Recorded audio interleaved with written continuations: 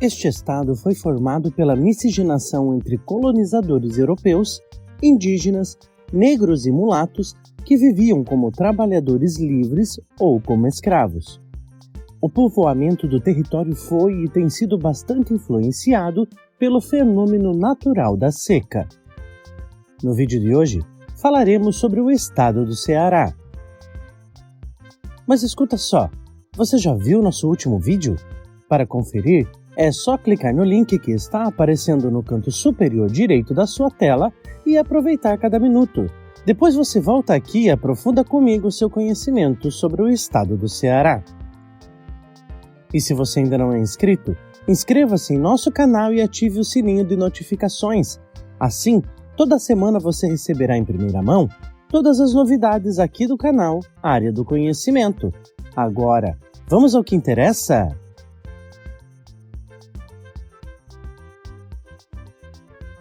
O território que hoje pertence ao estado do Ceará era habitado ancestralmente por povos indígenas dos troncos Tupi e Gê, cujas tribos ainda hoje dominam vários topônimos no estado. Após tentativas frustradas, a colonização do Ceará começou no século XVII, enfrentando forte oposição indígena e pirataria europeia. A construção do forte holandês Schonenborg em 1654, impulsionou a ocupação da região, formando-se a Vila do Forte, que se tornou a capital do estado em 1726. No Ceará, houve duas frentes de ocupação do território. A do Sertão de Fora, controlada por pernambucanos que vinham pelo litoral, e a do Sertão de Dentro, dominada pelos baianos. A pecuária foi a principal atividade econômica cearense durante o século XVIII, levando muitos historiadores a referir-se ao estado como a civilização do couro. A partir do couro, produzia-se praticamente tudo o que era necessário à vida do sertanejo, graças a um rico artesanato.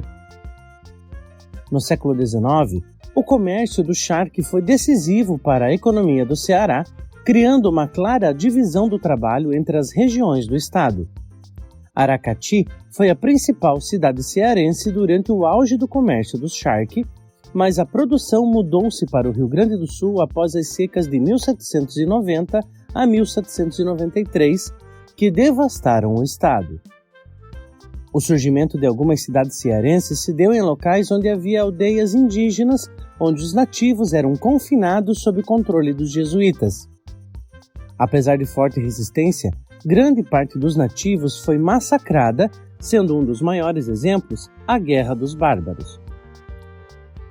Inicialmente, o Ceará era administrativamente dependente de Pernambuco, mas alcançou sua independência em 1799 com o advento do cultivo do algodão, tornando-se uma importante atividade econômica responsável por gerar um curto período de prosperidade para a capitania.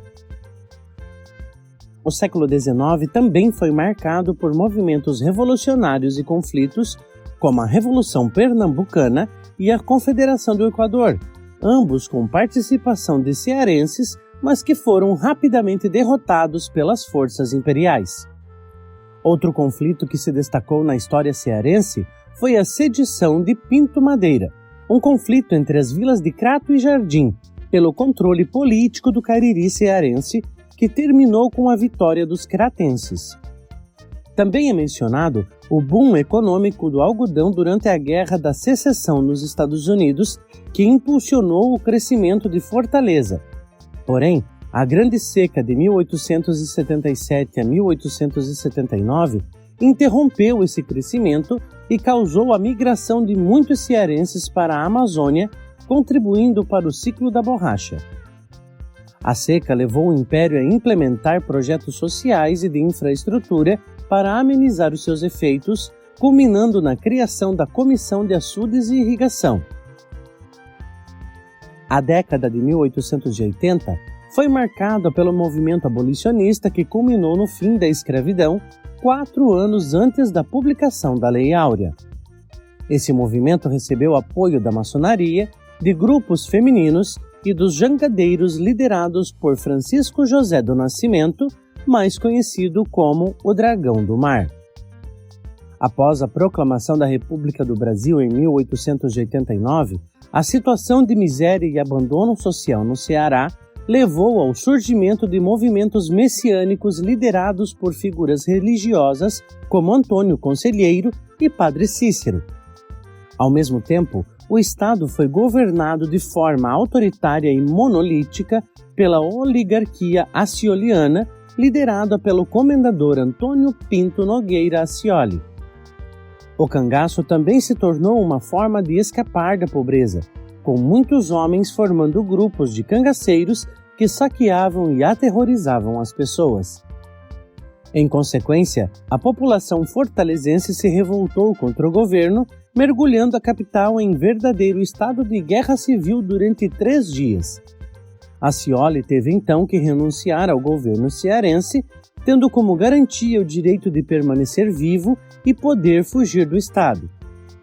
Franco Ravelo foi eleito para governar o Ceará logo em seguida, mas acabou sendo deposto por outra revolta, a sedição de Juazeiro, que ocorreu entre os anos de 1913 e 1914, dando notoriedade a nomes famosos até hoje, como Padre Cícero ou Padim Cisso, como é chamado por muitos.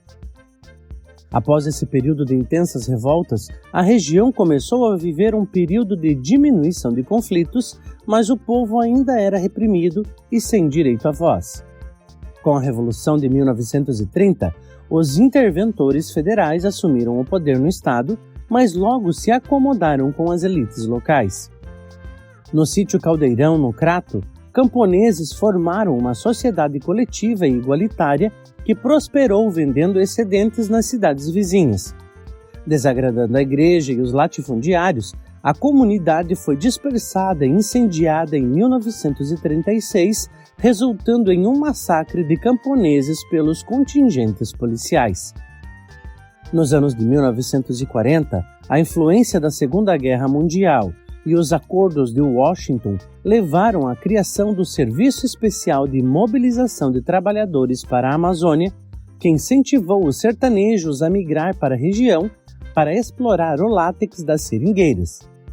Isso levou à morte de muitos cearenses, mas contribuiu para que os Estados Unidos e aliados pudessem combater os exércitos do eixo. A luta contra o nazismo levou à derrocada do Estado Novo e à formação de novos partidos políticos no Ceará, mas a pobreza continuou a ser um problema. O período da República Nova no Ceará, iniciado com a eleição de Faustino de Albuquerque, foi marcado por diversos avanços e transformações, principalmente na década de 1950. Durante esse período foram criados o Banco do Nordeste do Brasil e o Banco do Estado do Ceará, inaugurado o Porto de Mucuripe e construído o Açude Oroz. O governo de Virgílio Távora também foi marcado pela modernização do Estado, com a criação do Plano de Metas do Governo, que concluiu a ampliação do Porto de Mucuripe e a transmissão de energia de Paulo Afonso. Após longos anos de lutas, perdas e conquistas, o Ceará tornou-se uma das maiores economias da região nordeste do Brasil. O estado possui uma economia diversificada com forte setor primário, incluindo fruticultura irrigada, extrativismos de castanha, caju e urânio.